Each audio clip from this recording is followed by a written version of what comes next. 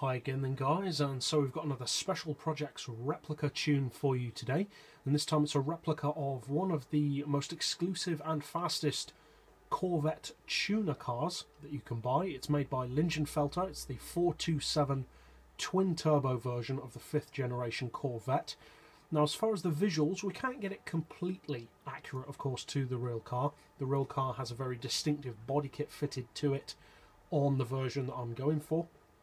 There are multiple versions of the Lingenfelter Corvette. Some are more performance inclined, some are more visually updated, and the version that we're going for is the more stylish and visually updated version rather than just the power upgrades. So obviously I'll take you first over to the visual garage to show you what I've done to get the look of the car, then over to the mechanical garage for the setup, and finally out to the track to see what it's capable of. So for the visual look on this particular model, we've gone for the Type A body kit, which of course gives you these carbon fibre side skirts and chin splitter. As I said before, it's not completely accurate to the real car, unfortunately, but it's about as close as we can get to it on the game. I have actually fitted the flat floor on this particular model, and interestingly, with the 5th generation Corvette, the flat floor actually makes a very big visual difference. With some cars it doesn't, it's less noticeable, but with this one it really does completely change the rear end of the car. Now that does of course reduce your top speed, but it increases your PP, increases your handling, and also looks more visually accurate to the car. And the car in real life, although extremely fast, is not Veyron fast. So I've done that as well to keep the performance a little bit more grounded and more realistic to what the car is actually capable of. The car doesn't have a rear wing in the particular spec that I'm replicating. As far as the rims aren't exactly the same, but very similar to the real rims. They're BBS RS wheels, and I've gone for, as you can see, the inch up one size on those. For the additional meters, obviously you can choose whatever you want, but I've gone for a white boost meter, a white oil temperature gauge, and a black rev counter. As far as the colour, the car itself I've left in Corvette silver, or machine silver as it's called, and it comes with the model so it's easy to find. For the rims, they should really be chrome, but because I had to start the game again months ago, I don't have the proper chrome on this memory save. So if you do have chrome, the rims do need to be chrome for it to be accurate to that. I've just left them as the standard kind of chromish silver, but not fully chrome. And for the brakes, we've just gone for black. So a pretty simple visual look overall for the car. So now let's go over to the mechanical garage for the setup. So for the mechanical setup on this particular replica, obviously it's more of a street-based tune. It is a fast car, but still it's not a competition spec vehicle. So we've gone for sport soft tyres. Obviously go for whichever tyres you feel comfortable with.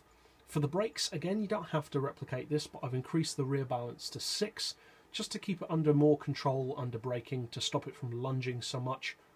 If you do choose to do that though, just be aware that that will make the rear brakes a little bit more inclined to locking up. For the ride height, we've got 80 front and rear. Springs we've rounded off to 725 front and rear. Dampers and anti-roll to 4. A little bit of camber on 1. Enough to keep it stable in a straight line, but not so much that it feels like a racing car. Neutral toe. For the gearbox, as I said, we've got the flat floor to reduce the top speed to make it more realistic. And also for the gearbox, we've got an auto setting of 230.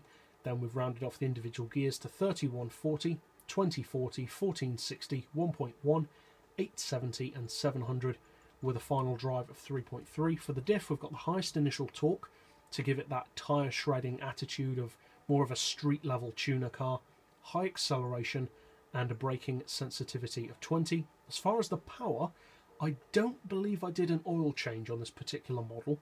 So a stage 3 engine tune, race manifold, raced cat, supercharger and intake tuning, and then reduce it down to 725 horsepower.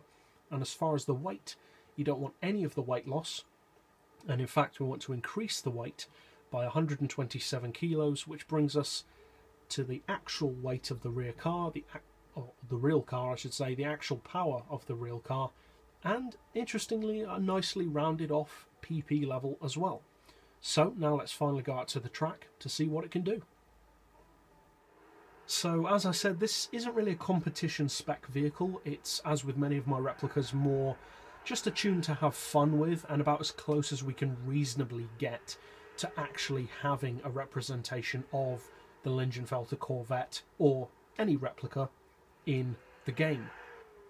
It's the kind of car which I kind of doubt will be in the game at any point. It's not really important, but at the same time not really obscure enough to be put in. I hope that they do, because it's a cool car, but I doubt that it will be. Overall, it's a very fun car to drive. It makes a great drift car, especially on sports tyres. It's very quick in a straight line, not too surprisingly for a 725 horsepower Corvette. Obviously the actual car is a twin turbo, whereas this is supercharged, so unfortunately we can't get the accurate turbo sounds. But overall, it's still about as close, like I said, as we can get to having the car on the game.